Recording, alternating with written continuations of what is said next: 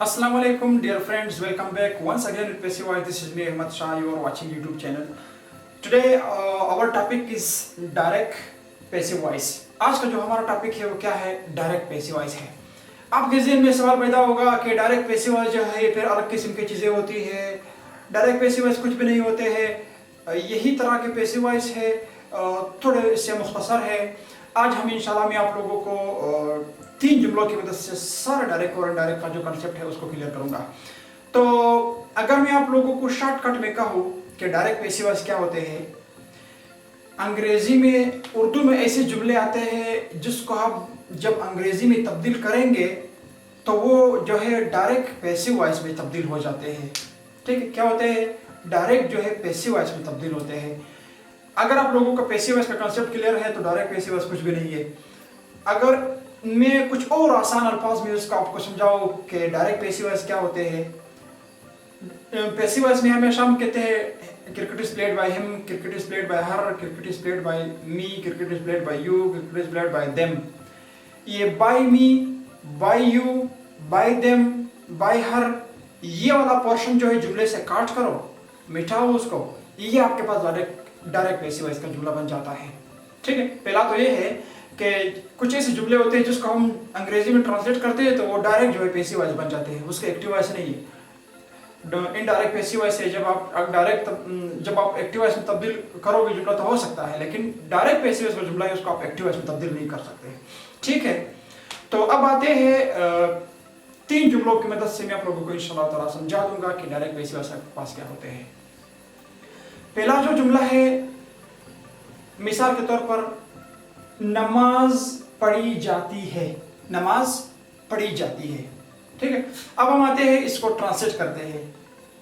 Prayer is offered, direct आपके पास passive voice में तब्दील हो गया. इसी तरह आप कहते हो कि नमाज पढ़ी गई, प्रेयर वाज ऑफर्ड, नमाज पढ़ी गई.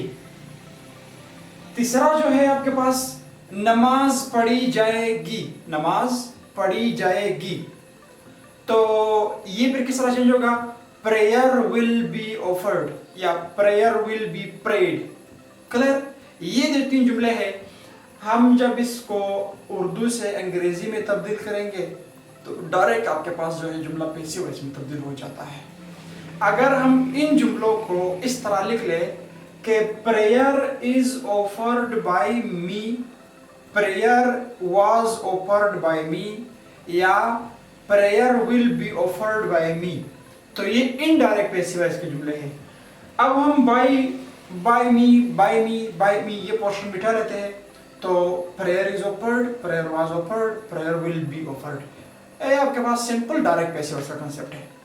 ये टेंसों का खाली नहीं है. नमाज पढ़ी जा चुकी है, नमाज पढ़ी गई थी या नमाज पढ़ी जा चुकी थी या नमाज पढ़ी जा चुकी होगी.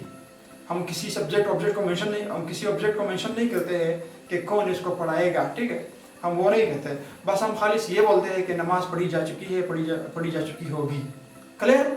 ये आपके पास है डायरेक्ट पैसिव वॉइस का कांसेप्ट. इस 3 जुमलों की मदद से नमाज पढ़ी जाती है, नमाज पढ़ी गई, नमाज जो है पढ़ी जाएगी, फ्यूचर में आप बात करते हो. ये आपके पास क्या होते हैं? डायरेक्ट पैसिव वॉइस का कांसेप्ट होता है.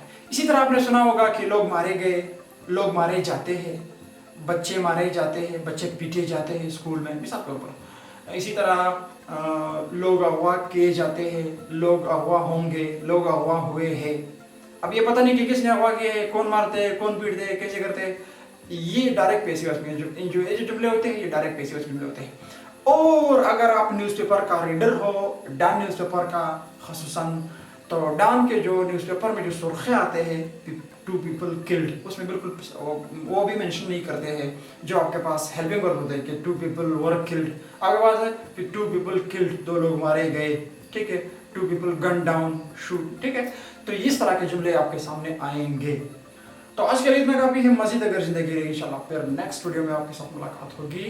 Imperative sentences indirect in passive voice. Clear? So फिलहाल अल्लाह हाफिज़.